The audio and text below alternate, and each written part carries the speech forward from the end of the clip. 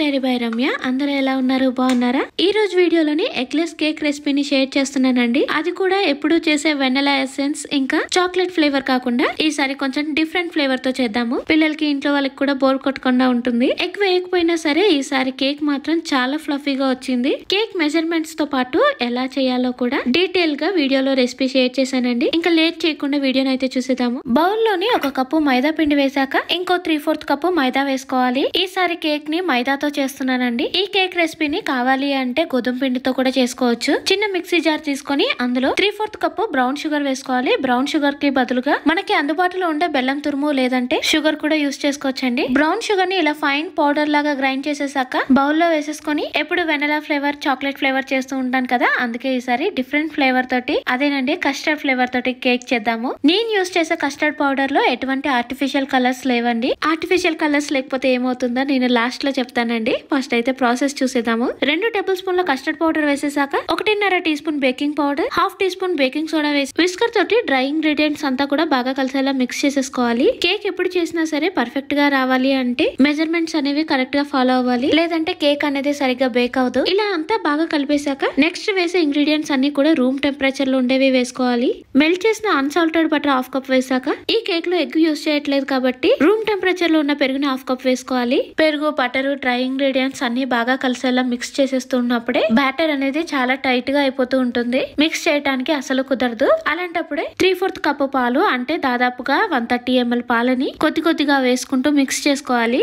అలా కొద్దిగా పాలను వేసుకుంటూ మిక్స్ చేస్తూ ఉంటే బ్యాటర్ కొద్దిసేపటికే ఇలాగా రిబ్బన్ కన్సిస్టెన్సీలోకి వచ్చేస్తుంది. ఈ కన్సిస్టెన్సీ వచ్చింది అంటే కేక్ బ్యాటర్ రెడీ అయినట్టే. ఈసారి కస్టర్డ్ ఫ్లేవర్ తోటి కేక్ చేస్తున్నానని చెప్పాను కదండి. ఇందులో కావాలి అంటే టూటీ ఫ్రూటీ వేసుకోవచ్చు. టూటీ ఫ్రూటీ వేయటం వల్ల బయట మార్కెట్ లో దొరికే చిన్న ప్యాకెట్స్ లో ఉండే కేక్ లాగానే ఈ కేక్ కూడా ఉంటుంది. నేనైతే ఇందులో ఎటువంటి టూటీ ఫ్రూటీ యూస్ చేయట్లేదండి. మనకి కావాలి అంటే ఒక 1/4 కప్ వరకు వేసుకోవచ్చు. ఈ బౌల్ ని పక్కన పెట్టేసి కేక్ టిన్ మనకి ఏది అందుబాటులో ఉంటే అది తీసుకోవచ్చు అండి. నేను ఈ రెక్టాంగిల్ షేప్ అయితే తీసుకున్నాను. కేక్ టిన్ కి నెయ్యి కానీ లేదంటే బటర్ పేపర్ కానీ పెట్టేసి రెడీ చేసిన కేక్ బ్యాటర్ అంతా వేసేసి అంతా ఈవెన్ గా వచ్చేలా స్ప్రెడ్ చేసేసాక ఈ కేక్ టిన్ ని కావాలి అంటే మనం పాన్ లో పెట్టి స్టవ్ మీద కుక్ చేసుకోవచ్చండి. ఒకవేళ స్టవ్ మీద మీడియం ఫ్లేమ్ లో కుక్ చేస్తున్నట్టయితే దాదాపుగా గంట టైం అయితే పడుతుంది. అదే ఓవెన్ లో బేక్ చేస్తున్నట్టయితే టెంపరేచర్ 180 degrees దగ్గర పెట్టి ఓవెన్ ని 10 minutes ప్రీ హీట్ చేశాక 180 degrees లో 40 to 45 minutes బేక్ చేసుకుంటే మనకి ఎగ్లెస్ కస్టర్డ్ కేక్ అయితే రెడీ అయిపోతుంది. ఓవెన్ లో నుండి తీయగానే ఫస్ట్ టూత్ పిన్ పెట్టి చెక్ చేసుకుందాము బాగా కుక్ అయిందో లేదో.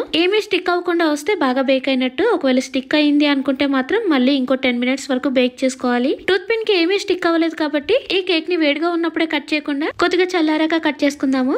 ఎగ్ వేయకపోయినా సరే ఈసారి కేక్ చాలా బాగా బేక్ అయింది. చూసారా, బ్యాక్ సైడ్ కూడా చాలా పర్ఫెక్ట్ గా వచ్చింది. ఈ కేక్ ని ట్రావెల్ టైమ్ లో కానీ టీ టైమ్ లో కానీ బాగా యూస్ఫుల్ అవుతుంది. ఎయిర్ టైట్ బాక్స్ లో అయితే ఒక 3 to 5 days వరకు స్టోర్ చేసుకోవచ్చండి. కేక్ బాగా చల్లారిపోయింది కదా, ఇప్పుడు కట్ చేసేసుకుందాము. నేను యూస్ చేసిన కస్టర్డ్ పౌడర్ లో ఎటువంటి ఆర్టిఫిషియల్ కలర్స్ లేవు కాబట్టి ఈ కేక్ మరి ఎల్లో కలర్ లో రాలేదండి. కానీ ఫ్లేవర్ మాత్రం కస్టర్డ్ ఫ్లేవరే ఉంది. ఒకవేళ వేరే బ్రాండ్ ఏదైనా యూస్ చేస్తున్నట్టయితే మనకి కేక్ కట్ చేసినప్పుడే అది ఎల్లో కలర్ లో కనిపిస్తుంది. ఎప్పుడైనా సరే ఎగ్లెస్ కేక్ ని ట్రై చేయాలి అనుకుంటే ఈ రెసిపీని ఒకసారి ట్రై చేయండి. కేక్ మాత్రం చాలా ఫ్లఫీగా వచ్చింది. ఇంకా టేస్ట్ కూడా బాగుంది. ఈ వీడియోని అయితే ఇక్కడితోనే ఎండ్ చేస్తున్నానండి. ఇంకో మంచి వీడియోతో మళ్ళీ కలుద్దాం. Thank you for watching. Bye bye.